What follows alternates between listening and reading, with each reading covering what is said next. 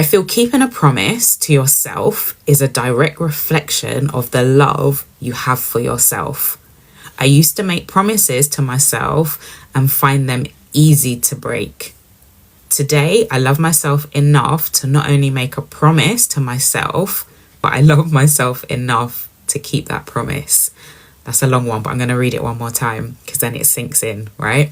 I feel keeping a promise to yourself is a direct reflection of the love you have for yourself. I used to make promises to myself and find them easy to break.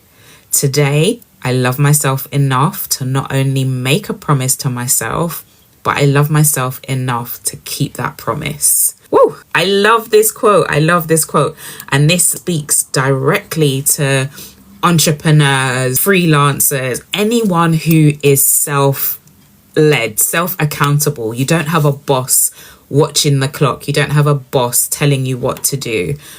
Self-accountability, self-leadership is really important. So he was speaking from the aspect of love, and that is a part of it. But being able to keep your word, being able to stick to the things that you've said. You've said, I'm going to launch an offer. You said, I'm going to post consistently. You said, I'm going to show up on live.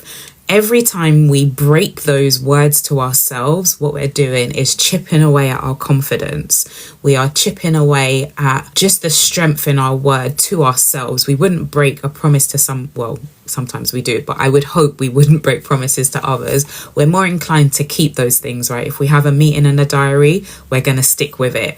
But if you have an agreement with yourself, you renege on it. We bow out. And what happens is that's when procrastination sets in. That's when imposter syndrome sets in. That's when we just don't get the things done.